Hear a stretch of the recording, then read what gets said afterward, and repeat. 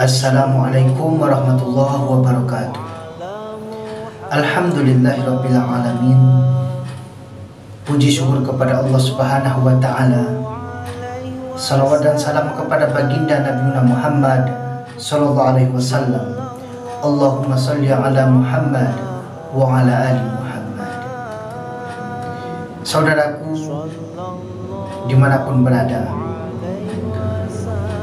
ada 4 tanda keimanan di dalam diri seseorang.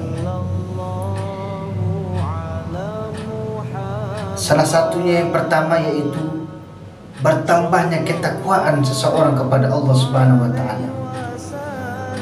Ketika ketakwaan kita kepada Allah semakin hari semakin bertambah, ibadah kita semakin hari semakin bertambah, ibadah kita baik solat semakin khusyuk, semakin tenang, merasakan ibadah kepada Allah Subhanahu wa taala, maka disitulah ketakwaan seseorang bertambah dalam dirinya. Di dalam diri kita ini ada yang namanya hati.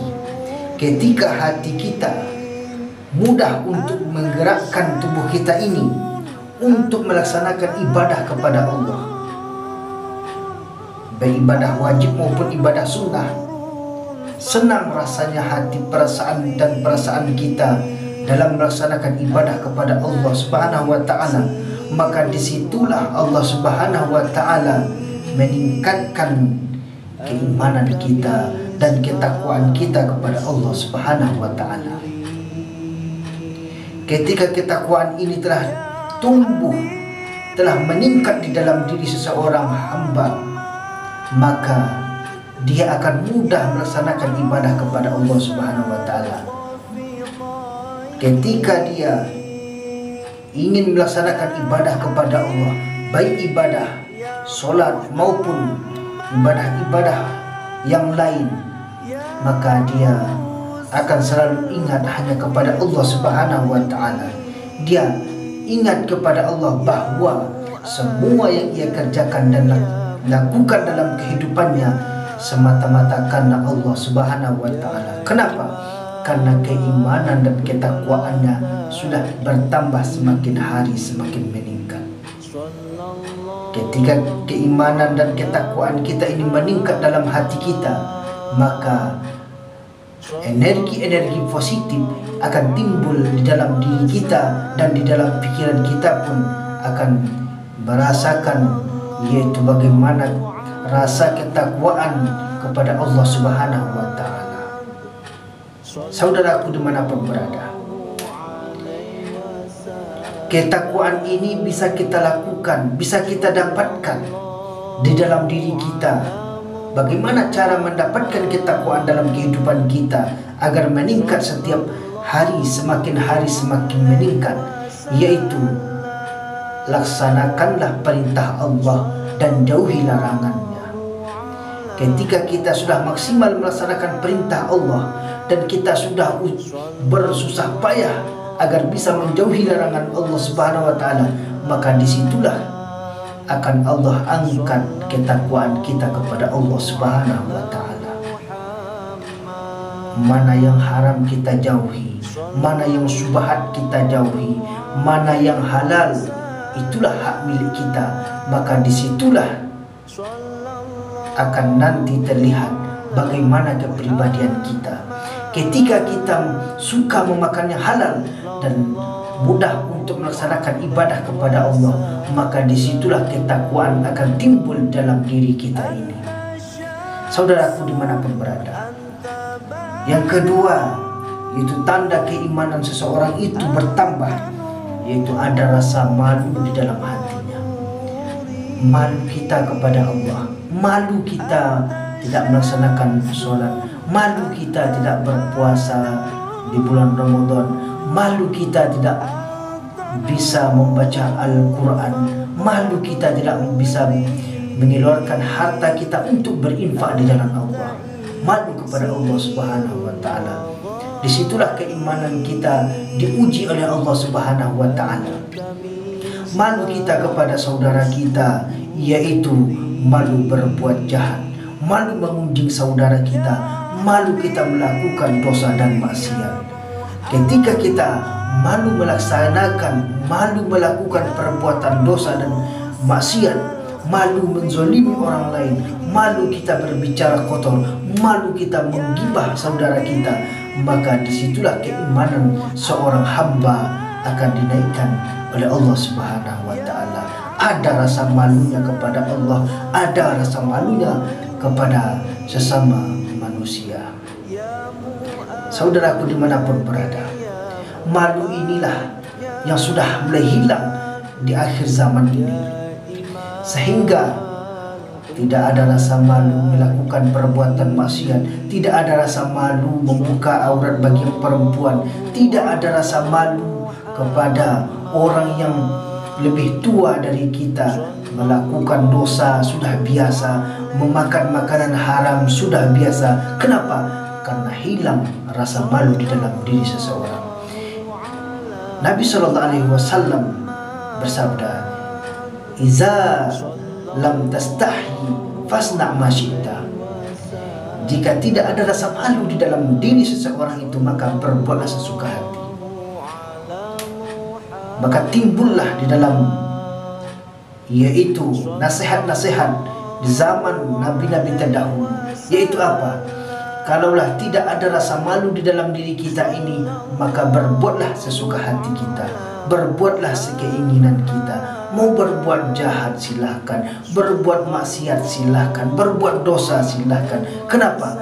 Karena tidak ada rasa malu di dalam hati. Oleh karena itu, mari kita jaga rasa malu kita di dalam diri kita ini. Agar apa? Agar keimanan kita bertambah. Semakin hari semakin bertambah keimanan kita kepada Allah Subhanahu wa ta'ala.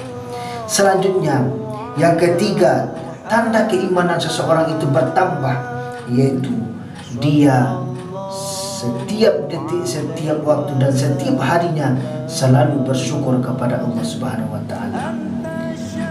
Dia selalu bersyukur akan nikmat yang diberikan Allah kepadanya. Diberikan Allah nikmat yang sedikit, alhamdulillah. Diberikan Allah nikmat yang banyak, wa syukurillah. Dia selalu syukur kepada Allah Subhanahu wa ta'ala. Tak pernah dia memikirkan yaitu nikmat yang lain. Dia tidak pernah memikirkan yaitu nikmat yang belum dia dapatkan. Akan tetapi seseorang itu bertambah keimanannya kepada Allah, selalu bersyukur akan nikmat yang diberikan Allah Subhanahu wa ta'ala kepadanya. Diberikan Allah ketenangan dalam dirinya melaksanakan ibadah kepada Allah, dia selalu bersyukur. Diberikan Allah kepadanya yaitu nikmat untuk makan hari ini, alhamdulillah. Ketika ada rasa syukur di dalam hati kita, tidak kita membicarakan nikmat yang belum ada dalam diri kita ini, kita selalu syukur akan nikmat yang diberikan Allah pada diri kita dalam kehidupan kita sehari-hari, maka disitulah keimanan kita sudah ditambah oleh Allah Subhanahu wa ta'ala. Akan tetapi sebaliknya, ketika tidak ada rasa syukur dalam diri kita ini, maka sebesar apapun nikmat yang telah diberikan Allah kepada kita, maka tidak ada rasa syukur kita kepada Allah, tidak ada rasa terima kasih kita kepada Allah. Kenapa? Karena kita tidak ada rasa syukur di dalam diri kita. Oleh karena itu, sebesar apapun nikmat yang diberikan Allah dalam kehidupan kita, sebesar apapun pemberian yang diberikan Allah, maka syukurilah. Agar apa? Agar kita menjadi hamba yang bersyukur, sehingga keimanan kita dinaikkan oleh Allah Subhanahu wa ta'ala. Saudaraku dimanapun berada, selanjutnya yang terakhir, tanda keimanan seseorang itu bertambah kepada Allah, yaitu bertambah kesabaran dalam dirinya. Sabar dia yaitu untuk tidak berbicara yang kotor, sabar dia menahan amarahnya, sabar dia untuk menahan emosinya kepada saudaranya, sabar dia dalam menghadapi musibah yang diberikan Allah, sabar dia dalam masalah keluarga, sabar dia di dalam masalah masyarakat, sabar dia dalam setiap ujian diberikan Allah kepadanya. Ketika sabar telah tertanam dalam diri seseorang itu, maka keimanannya akan bertambah kepada Allah Subhanahu wa ta'ala. Kesabaran ini luar biasa. Kenapa? Karena Allah sudah mengingatkan dalam Al-Quran, innama yuwaffas sabiruna ajrahum bighairi hisab. Sesungguhnya sabar itu pahalanya tanpa batas.